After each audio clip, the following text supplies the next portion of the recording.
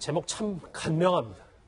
또 송영무, 또 음주운전입니다. 이 청문회를 하루 앞두고 말이죠. 송영무 후보자 고액 자문료에서 오늘은 음주운전 의혹입니다. 오늘 오전에 있었던 야당의 제보부터 직접 들어보시죠. 만취 상태로 음주운전을 하다 진해 경찰서 단속에 적발되었고 음주운전 사실이 기록되어 있음을 확인한 것입니다. 대령 진급도 되지 않았어야 할 사람이 음주운전 은폐와 은닉, 자료 파기를 통해서 참모총장을 거쳐 오늘날 이 자리까지 올 수 있었던 것으로 이로 인해 보다 우수한 군인들이 진급 기회가 박탈되었습니다. 당시 91년에 대령 진급을 앞두고 음주운전을 했었던 거예요. 이현정 의원. 네. 뭐 송영무 후보자 얘기는 앞으로 더 할 테지만 청와대가 이걸 또 놓친 겁니까? 참, 이 까도 나오는 뭐 양파 같다고 할까요? 정말 이 어디까지 나올지 정말 저는 참 어떤 면에서 두렵기도 하고. 근데 지금 보면은 뭐 송영무 후보자 뭐 여러 가지 나왔지만 음주운전 이게 굉장히 좀 악성입니다. 이게 왜 그러냐 하면 1991년도 3월에 진해 시내에서 음주운전을 하다가 진해 경찰한테 음주 단속에 걸렸어요. 근데 이제 군인들이 보통 음주운전을 하게 되면 바로 이제 군대로 이첩되지 않습니까? 그래서 해작사 그 헌병대로 이첩이 됐어요. 자, 그러면 그 음주 단속에 걸리면 이게 더 이상 승진할 수가 없습니다. 이게 왜냐하면 중령에서 대령 승진 같은 경우에 만약 음주 사실이 적발이 되면 이거는 전혀 승진에 해당되지 않아요. 자, 그런데 문제는 이게 없어졌다는 겁니다. 일단 이 기록 자체가. 그러니까 결국은 음주 기록 자체가 없어지면서 그냥 대령 승진을 했다는 거죠. 자, 그렇기 때문에 이거는 제가 볼 때는 음주 중에서도 사실 악성인데 그러면 이 경찰한테 이렇게 적발했는데 일반인 같으면 이게 없어집니까? 절대 안 없어집니다. 한번 음주 단속 걸리면 영원히 남아요. 지금 뭐 보셨겠지만 조대엽 후보자 같은 경우도 당시에 음주는 전하게 그대로 남아있지 않습니까? 근데 이게 군으로 입조되면서 결국은 군에서 이게 없어졌고 또 이걸로 인해서 본인이 지금 대령으로 진급을 했잖아요. 자, 대령으로 진급했다는 건 뭡니까? 지금 해군 참모총장까지 가는데 결정적인 이 어떤 면에서 보면 이 원인이 여기 있지 않습니까? 그렇죠. 만약 이때 안 냈으면 본인 지금 해군 참모총장 못했는 그런 상황 아니겠습니까? 자, 그렇다면 뭐 지금 다른 의혹 자체도 보면 이것도 제가 볼 때는 국방장관 후보자 자격이 없는데 이번에 나온 사례를 보면 제가 볼 때는 전혀 국방부 장관 후보자로 할 수 있는 자격이 없다 이렇게 이야기하고 싶습니다. 예, 이종호 실장님 뭐 네. 비슷한 결의 질문이 될 것 같은데 네네. 사실 은폐와 은닉, 뭐 자료 파기 이런 점이 지금 문제가 되고 있는 건데 송 후보자 본인께서는 일단 사실이 아니다 뭐 이렇게 얘기를 하고 있기는 해요. 근데 네. 좀 논란이 될 것 같기는 한데요. 음주운전만 하면 떠올리는 명언이 하나 있습니다. 술은 먹었는데 음주운전을 하지 않았다. 지금 거의 그런 비슷한 어떤 해명인데 송영무 국방장관 후보자 어떻게 표현했냐면 음주운전을 했는데 어떤 처벌도 통보받지 않았다. 이렇게 표현하거든요. 음주운전을 만취운전을 했는데 처벌 통보를 안 받았기 때문에 면제가 된다. 이런 어떤 표현을 쓰고 있다고. 의도적으로 숨기려고 하지 않았다 이렇게 얘기해요. 자, 보시자고요. 중령이라는 계급이 군 헌병대에 갔는데 자기가 만취운전을 했는데 자기 스스로 헌병대와 공모를 해서 그거를 은폐시킬 수 있다? 저는 불가능하다고 봅니다. 이거는 뭔가 그때 누군가의 연락을 하고 더 윗선, 헌병대를 어떻게든 연락을 해서 이것을 무마할 수 있는 그 윗선에서 만약에 압력을 넣지 않으면 만취운전 당사자가 가서 만취운전을 했는데 그것을 헌병대에 그 있는 사람들한테 이거 좀 무마해달라고 해서 그렇게 넘어갈 수 있는 그런 상황이 아니거든요. 이건 조직적인 어떤 윗선에서의 어떤 봐주기 내지는 압력 그것까지도 사실은 안에 포함되어 있는 내용이에요. 그렇기 때문에 굉장히 어마어마한 사실은 뭐 해군에서의 사조직까지도 사실 어떻게 얘기하면 바라볼 수 있는 그런 정도의 범죄거든요. 그런데 이것을 나는 그 통보받지 못했기 때문에 내가 스스로 안 했다. 이렇게 표현한다는 건 스스로 안 했을 수도 있죠. 왜? 전화 한 통화로 누군가의 어떤 압력에 의해서 풀려났을 수도 있다는 얘기. 일단 이거는 이종우 시장님 주장이신 거죠. 예, 그렇죠. 예. 이 송영무 후보자 음주운전 논란에 대해서 오늘 국방부가 취재진의 질문이 쏟아지자 이렇게 답했습니다. 목소리 들어보시죠. 그 간부가 진급 예정자인 경우에 진급 심사 이런 부분에서 불이익을 주도록 하는 게 2014년부터 적용이 된 건가요? 그 관계는 사실관계 확인해서 알려드리겠습니다. 자료가 넘어가는 게 그렇게 지연된 이유가 네, 그건 준비 TF에 그 질문 내용을 전달을 하겠습니다. 관련 내용에 대해서 답변을 드리도록 하겠습니다. 그러니까 국방부에서는 음주운전에 적발이 됐을 때 인사불이익을 당하는 건 2014년부터 적용됐기 때문에 뭐 그런 사실관계도 좀 확인해 보겠다 뭐 이런 얘기를 하네요. 예, 뭐 국방부의 해명을 들어봤다면 저희가 송영무 후보자의 해명도 좀 꼼꼼하게 파헤쳐 봐야 될 것 같은데 부하 직원을 격려해서 회식을 한 뒤에 귀가하던 중에 음주운전을 했다 이런 얘기를 했는데 저는 조대엽 후보자가 떠올랐어요. 거의 비슷하죠. 조대엽 후보자 같은 경우에는 이제 그 천막 농성하고 있었던 학생들을 위로하는 과정에서 이제 음주운전을 하게 됐다라는데 음주운전은 착한 음주운전하고 나쁜 음주운전으로 나누지가 않아요. 그냥 음주운전은 사회적 위험을 야기하는 그런 행동이기 때문에 음주운전 사실을 인정하고 깔끔하게 사과하는 게 차라리 낫지 이렇게 앞에 내가 이런 상황이어서 어쩔 수 없이 음주운전했습니다. 이거 경찰들이요 음주운전 단속할 때 그 걸린 분들이 다 비슷하게 이렇게 얘기해요. 제가 뭐 이런 과정에서 딱 한 잔 먹었는데 오늘 왜 이렇게 수치가 많이 나오지? 아니면 제가 지금 어디 갔다가 오는 길에 피치 못하게 차를 두고 오지 못해서 음주운전했습니다. 그거랑 똑같습니다.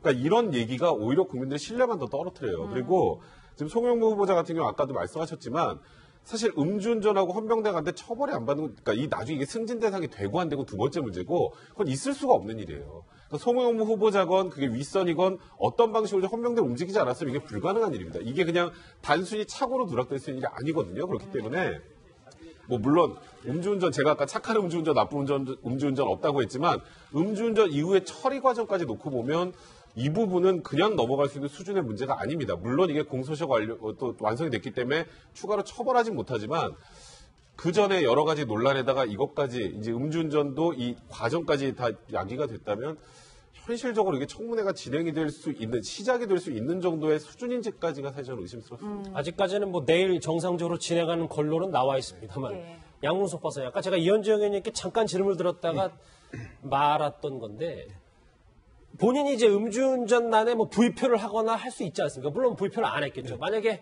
했었더라도 청와대 걸 또 빼먹었다 뭐 이렇게 봐야 되는 겁니까? 어쨌든 뭐 체크를 하지 않았고 그다음에 이 내용을 폭로했던 김학용 의원이 실에서 그 인사청문회 팀에게 의뢰를 했었을 때도 아니라고 대답을 하고 예. 결국 이제 폭로까지 나오는 과정인데요. 그 논의 과정 속에서 이제 있을 수 없는 일이라고 이제 뭐 두 분이 이제 이야기를 하시는데 이 시기가 1991년 3월 1일입니다. 군사정권 마지막 이 해가 91년입니다. 그죠? 그래서 노태우 군사정부의 그 마지막 임기를 돌아가는 과정이었기 때문에 그 당시에 우리나라에서 가장 센 기관은 안기부도 국세청도 공정위도 아니었고 말 그대로 군부였습니다. 그런 측면에서 본다면 군부가 당시에 얼마만큼 모든 것들을 원하면 그리고 위에서 결정하면 모든 것들이 가능하던 그런 시절의 그 사건이다라는 부분을 첫 번째 이야기를 하고 두 번째 이제 잠시만요. 그렇다면 그러니까 모든 그 군인들도 송영무 후보자처럼 그 당시 장성들 뭐 대령 중령들도 음주운전했지만 다 봐줬다 뭐 이런 얘기입니다. 그러면 더 제가 잠깐만요. 아니 제가 뭐 반박을 하는 게 아니라 예. 그런 시대적 상황을 이제 우리가 생각을 해보면 있을 수 없는 일은 아니다. 죄송합니다. 한 가지만 네. 좀 정정을 해야 될 게 1991년 노태우 정부를 군사정부라고 표현하셨는데 1987년에 정식으로 헌법이 됐고 그 헌법에 의해서 투표로 된 그런 정부예요. 근데 그걸 군사정부라고 군사정부의 끈트머리가 1991년이고 군사정부였기 때문에 군이 일사불란하다 이렇게 표현하시면 조금 과한 표현. 자, 그럼 뭐 역사에 대한 시각의 차이라고 이야기를 하고요. 그리고 우리가 일반적으로 박정희 전두환 노태우 정부를 군사정부라고 이야기를 했기 때문에 92년 김영삼 정부가 들어오면서 문민정부라는 그 슬로건으로 그 선거를 치르고 그다음에 정부 이름을 그렇게 붙이는 거잖아요. 알겠습니다. 이제 그 측면을 이야기하자는 게 아니고 예. 어쨌든 이 내용이 또 하나의 패턴이 또 발견이 되는데요. 안경환 법무부 장관 후보자가 낙마 1호로 규정이 될 때 패턴이 뭐냐면 오전에 해명하고 오후에 추가 폭로가 나옵니다. 그리고 청와대가 지명 처리할 수도 있으라는 입장이 나오고 그다음에 본인이 이제 자진 사퇴를 하는데 그랬죠. 어제 밤까지의 상황만 해도 송영무 후보자가 버티기 힘들 거다라고 하고 그다음에 더불어민주당 내에서도 계속해서 여기에 대한 불만들이 슬슬 나오던 시기에 오늘 이제 어제 이제 해명하고 그다음에 오늘 또 추가 폭로가 나오는데 추가 폭로가 가장 재질이 나쁜 음주운전과 관련된 부분이란 말이에요. 이렇다면 청와대가 보호해 줄 수 있는 한계 사항을 넘어섰다라고 이제 판단을 하는 거고 예. 송영무 후보자가 자진 사퇴의 수순을 현재 밟고 있지 않을까 이제 이런 예측을 해보는 거죠. 예, 뭐 백 변호사님 저희가 음주운전 논란을 짚어봤다면 이번엔 그 고액의 고문료 얘기를 좀 해봐야 될 것 같은데 이것에 대한 해명도 뭐 일반인은 모르는 세계가 있다 이런 얘기를 해서 굉장히 논란이 됐었는데 한 보도를 보니까 다른 대형 로펌에는 군 출신들이 별로 없다, 뭐 아예 없다 이런 얘기들이 있어요. 저도 그 일반인인가 봐요. 저도 이게 도저히 이해가 안 되더라고요. 왜냐하면 로펌이라는 곳에서 하는 게 뭔가요? 그러니까 소송하고 법률 자문을 하는 곳입니다. 근데 해군 참모총장 출신을 데리고 와서 월 3천만 원이나 주는 자문료를 주고 일주일에 이틀 일합니다. 14시간. 그리고 저는 무슨 자문을 했는지 잘 모르겠습니다만 방산업체 관련 소송을 할 때 군부대 쪽에 무언가 입김을 행사할 수 있어야 될 사람이 필요했던 게 아닌가라고 추측할 수밖에 없어요. 왜냐하면 해군 참모총장이 법무법인에 와서 할 일이 없습니다. 저는 그래서 그 일반인이 모르는 세계라고 하신 것 같은데 그런 표현으로 일반인이 모르는 세계도 있다라는 얘기를 하실 분이라면 일반인이 다 아는 세계에 있는 분이 장관하셔야 되는 거 아닌가요? 근데 로펌에 대해서 그냥 성격을 한 개를 빼먹었습니다. 네. 지금 뭐 백 변호사 말씀하신 길을 소송과 법률 자문이 로펌의 역할이라고 했는데 소송과 법률 자문 플러스 로비입니다. 대관 업무. 대관 업무가 가장 큰 이 사안입니다. 변호사가 아닌 이상에는. 그렇기 때문에 장성급이 나오는 것과 그다음에 참모총장이 나오는 것 하늘과 땅 차이거든요. 참모총장은 사실상 장관급이란 말이에요. 장관급이 지금 월 3천만 원을 받았다는 것은 고액이라고 이야기하기 참 그렇습니다. 기본적으로 5천에서 6천 정도 받아야 고액이다라고 할 정도로 레벨이 다 정해져 있습니다. 자, 정부의 국장급 같은 경우에는 2억에서 3억의 기본적인 이 연봉을 받습니다. 그다음 실장급 같은 경우에는 2억 5천에서 3억 5천 정도를 받습니다. 알겠습니다. 차관급 같은 경우에는 3억에서 4억을 받고요. 장관급은 5억 이상을 받습니다. 이게 기본적인 정가입니다. 그리고 이들이 하는 일이 소송과 법률 자문, 소송은 아니죠. 법률 전문가 아니기 때문에 법률 자문과 함께 대관 로비를 하는 역할들을 주로 맡습니다. 그렇기 때문에 그 정도의 역할을 받는데 외려 제가 판단하기에 송영무 후보자가 3천을 받았다라는 것은 아무것도 일 안 했다. 일 안 하는 사람에게 그냥 의뢰이 혹여 사건 생기면 줄만한 아주 싼 값에 제공된 내용이다. 알겠습니다. 이 문제에 대해서는 기본적으로 정관예우에 대한 전반적인 재검토와 그다음에 규제가 재구성되지 않으면 이건 말 그대로 일반인들이 이해할 수 없는 다른 세계가 돼버리는 거죠. 근데 사실상 로비는 법적으로 금지돼 있잖아요. 대관 업무라는 표현과 표현을 대관 업무라고 하셨는데, 그러니까 이제 해군 참모총장을 로펌에 데려와서 로비를 한다. 예. 그거 그 자체가 불법입니다. 그거는. 그러니까 물론 그게 사실상 행해질 수 뭐 관행이라고 하더라도. 관행이라고 하더라도 그렇기 때문에 그런 의미로 본다면은 그거는 더더욱이나 있어서는 안 되는 일이고요. 예. 그리고 사실 다른 법관이 와서 예를 들어서 고액의 연봉을 받았던 모르겠지만 지금 말씀하셨던 거 적은 돈이라고 하셨는데요. 그렇지 않습니다. 사실 저도 이제 이 부분을 좀 확인을 해보면 이분이 이제 일주일에 2번 정도 와서 이 당시에 정확하게 확인을 해봐야겠습니다만 이 법무법인에서 방산업체와 관련된 그런 소송을 하고 있었다라는 얘기들이 나오는데 그렇다면 거기에 영향력을 행사하기 위해서 데리고 온 거라고 봐야 되는데 그거는 정말 부적절하다고 봐야죠. 예, 양 박사님 그리고 또 제 질문은 그거였어요. 왜 다른 대형 로펌에서는 군 출신 인사를 뽑지 않았을까? 네. 그건 또 어떤 문제가 있다고 보세요? 기본적으로 방위산업과 관련된 업무들이 많지 않아요. 그리고 워낙 비밀리에 음성적으로 이루어지는 로비들이 일상화됐기 때문에 그리고 방위산업과 관련해가지고 소송으로 가는 경우들이 거의 없단 말이에요. 말 그대로 권력의 핵심들끼리 주고받는 예. 거래 관행을 가지고 있기 때문에 그렇기 때문에 소송과 법률 자문에 대한 영역이 아니라 말 그대로 대관 로비와 관련된 영역이다라는 부분에 있어서 이 문제가 다른 로펌에는 이러한 고위 장성급들이 없었던 이유이고요. 그 다음에 저는 송영무 후보자가 안 되는 결정적인 이유는요. 국방계획의 핵심은요. 방산비리 척결입니다. 방산비리는 친북, 종북보다 더 나쁜 행위거든요. 말 그대로 최악의 최고의 비리를 개혁하기 위해서 이번에 국방장관 송영무를 지명을 했는데 대통령께서는 이 상황에 있어서 방산비리와 연계됐다라는 의혹을 받는 것, 이 자체가 예. 국방개혁 자체를 불가능하게 하고 공신력을 떨어뜨리는 일이기 때문에 송영무 후보자는 정말 대통령을 위해서라도 또는 새로운 정부를 위해서라도 비켜주는 게 맞는 거죠. 예. 도덕적 흠결에 오늘 치명타는 이제 다시 돌아오자면 음주운전 이 파문인데 이현정 의원 네. 어떻게 될 것 같습니다. 문 대통령이 계속 안고 갈 수 있는 겁니까? 청문회까지 내일 정상적으로 하고요. 저는 아마 청문회는 못 가리라고 예상합니다. 왜냐하면 뭐 이 정도 나온 수준에서 청문회 가봐야 뭐 하겠습니까? 결국 청문회 가면 아마 더 구체적인 사항들을 지금 파헤쳐야 되는 것이거든요. 자, 그러면 음주운전을 했다라고 한다면 그럼 그 음주운전한 사실을 경찰이 적발했는데 왜 그럼 군은 그 사실에 대해서 적발 기록을 남기지 않았는지, 왜 또 음주운전한 사람이 대령 승진을 무난히 했는지, 자, 그런 사람이 그럼 하위군 참모총장까지 해군의 총참모장을 했는 것인지, 자, 이런 문제를 비롯해서 이렇게 되면 이 문제가 굉장히 확산이 됩니다. 자, 지금 안경환 후보자의 그 아들의 학교 문제만 나왔어도 그때 사실 이 문제가 사실 청문회 갔으면 제가 볼 때 아마 더 큰 문제가 됐을 가능성이 있거든요. 자, 그렇다고 한다면 지금 음주운전만 하더라도 이거는 제가 볼 때 조력자가 분명히 있다고 한다면 이거는 사실 제가 볼 때는 어떤 면에서 뭐 공소시효가 끝났을지도 모르겠지만 한편으로 보면 정말 수사를 해야 될 수밖에 없는 그런 상황으로 빚어질 수가 있고, 또 나머지 지금 여러 가지 지금 이야기도 아까도 좀 이야기하셨지만은 사실 이게 그 법조인이 아는 사람이 이런 로비를 하면 이게 변호사법 위반이에요.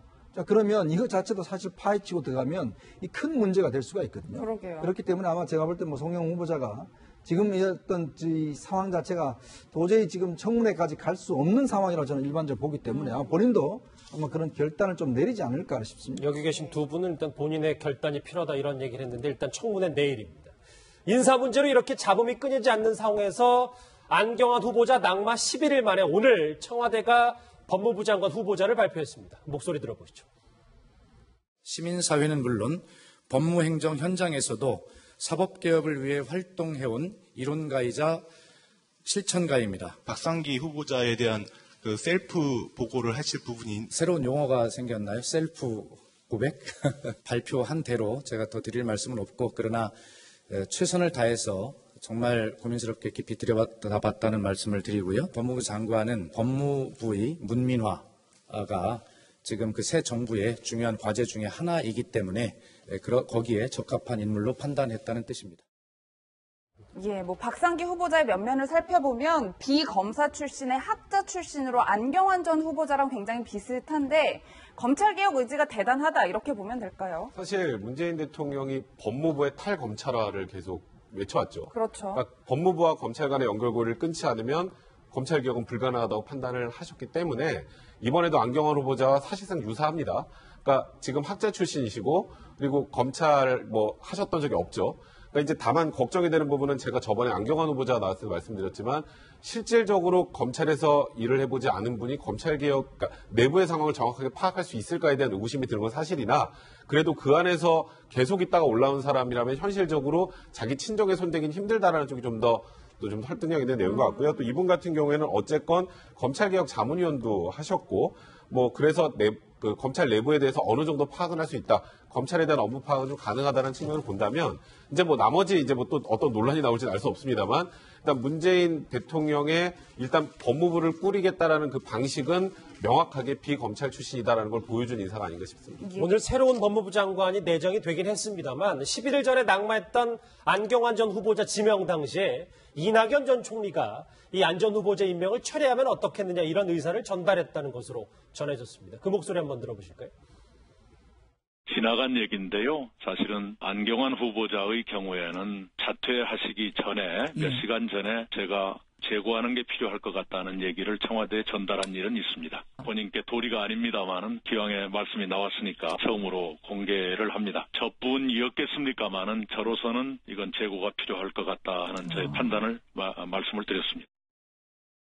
저걸 비춰보자면 지금 이낙연 총리가 혹시 이종우 씨, 송영무 후보자에 대해서 저런 의견을 표출하지는 않을까 뭐 이런 생각도 조심스럽게 해보네요. 근데 또 며칠 후에 또 밝히실지도 모르죠. 며칠 후에 난 돌이켜보니까 사실은 송영무 후보자도 내가 뭐 재고를 요청했다 이렇게 말씀하실지 모르지만 어찌됐든 뭐 그건 뭐 본말이고요. 이낙연 총리가 사실 이 인터뷰에서 밝혔듯이 안경환 후보자하고 굉장히 가까웠던 것 같아요. 대학 시절부터 선배연하고 또 그 결혼과 관련한 아픈 상처와 관련해서 오늘 이 인터뷰에서 되게 안타까워했습니다. 근데 사실 그게 방점이 아니라 그렇게 젊은 시절에 어떤 인연도 있었고 또 젊은 시절의 인연을 강조한 건 그만큼의 안경환 후보자에 대한 애틋함과 인품에 대한 어떤 믿음 이런 것들이 깔려 있는데 또 불구하고 스스로 대통령에게 이 재고를 요청했다라는 것은 그만큼 이 이낙연 총리의 결단이 이번에 후보자의 어떤 그런 이 자진 사퇴의 결정적인 계기가 됐다. 그만큼 또 안경환 후보자의 일이 사실 걸림돌이 됐다. 그러니까 그 개혁에 있어서 걸림돌이 됐다. 그렇네요. 이런 판단을 지금 오늘 말씀을 하신 게 아닌가 싶습니다. 예. 결국 문재인 대통령은 인선을 마무리하지 못하고 미국행 비행기를 타게 됐는데요. 오늘은 취임 후 처음으로 국무회의가 있었습니다. 함께 보시죠.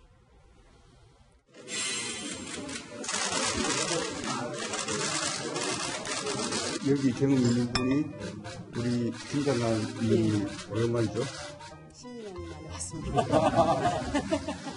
길어지면 중간에 잠시 브레이크 타임 가지면서 나와서 한잔하고 또 들어가기도 하고 들락날락하면서 차를 가져가시기도 하고 그렇게 좀 편하게 대화를 하던 취지로 그래도